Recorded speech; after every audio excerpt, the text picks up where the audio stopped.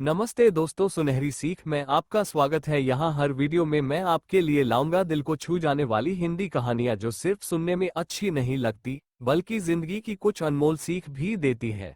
अगर आपको कहानियाँ सुनना पसंद है और हर कहानी से कुछ नया सीखना चाहते हो तो चैनल को सब्सक्राइब कर दो और बेल आइकॉन दबाना मत भूलना। तो चलिए शुरू करते हैं आज की पहली कहानी। उत्तर प्रदेश के एक छोटे से गांव में अर्जुन नाम का एक लड़का रहता था। उसे बारिश बहुत पसंद थी, लेकिन उससे भी ज्यादा पसंद थी उसकी दादी के हाथ की आलू प्याज की पकौड़ियाँ। हर साल जैसे ही पहली तेज बारिश होती, दादी रसोई में चली जाती, बेसन में मसाले मिलाती, आलू और प्याज काटती और कढ़ाई में तेल गरम होने लगता।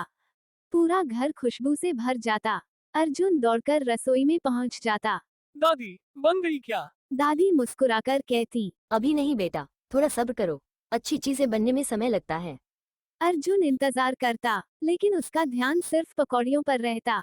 एक दिन बारिश पहले से भी ज्यादा तेज हुई। बिजली चली गई, घर में अंधेरा छा गया, लेकिन दादी ने मिट्टी का दीपक जलाया और लकड़ी के चूल्हे पर पकौड़ियाँ बनानी शुरू कर दी। अर्जुन ने पूछा, दादी, इतनी मेहनत क्यों कर रही हो? दादी बोली, बारिश का मजा तभी पूरा होता है जब घर में सब साथ बैठकर गर्म खाना खाएं। कुछ ही देर में पकौड़ियाँ तैयार हो गईं, लेकिन तभी दरवाजे पर दस्तक हुई। बाहर एक बूढ़ा आदमी पूरी तरह भीगा हुआ खड़ा था। वह कांप रहा था। उसने कहा, बेटा, सुबह से कुछ नहीं खाया। दादी बिना कुछ सोचे अपनी आधी पकौड़ियाँ उस बूढ़े आदमी को दे आई। अर्जुन थोड़ा उदास हो गया। उसे लगा कि अब उसके हिस्से में कमाएंगी। दादी ने उसकी ओर देखा और बोली, बेटा, जो खाना सिर्फ अपने लिए रखा जाए वो पेट भरता है, लेकिन जो किसी भूखे के साथ बांटा जाए वो दिल भर देता है। बूढ़े आदमी की आंखों में आंसू आ गए। उसने दादी को आशीर्वाद दिया और चला गया। उस रात अर्जुन ने पहली बार महसूस किया कि पकौड़ियों का स्वाद आज कुछ अलग था। शायद इसलिए क्योंकि उनमें दया और अपनापन मिला हुआ था। समय बीत गया, अर्जुन बड़ा हो गया, नौकरी के लिए शहर चला गया। अब बारिश आती तो बड़ी बड़ी इमारतों के बीच सिर्फ ट्रैफिक दिखाई देता। एक दिन ऑफिस से लौटते समय उसने सड़क किनारे एक छोटा बच्चा देखा, बारिश में भीगा हुआ, ठंड से कांपता हुआ, और उसकी नजर एक चाय पकौड़ी की दुकान पर टिकी हुई थी। उसी पल अर्जुन को अपनी दादी याद आ गई।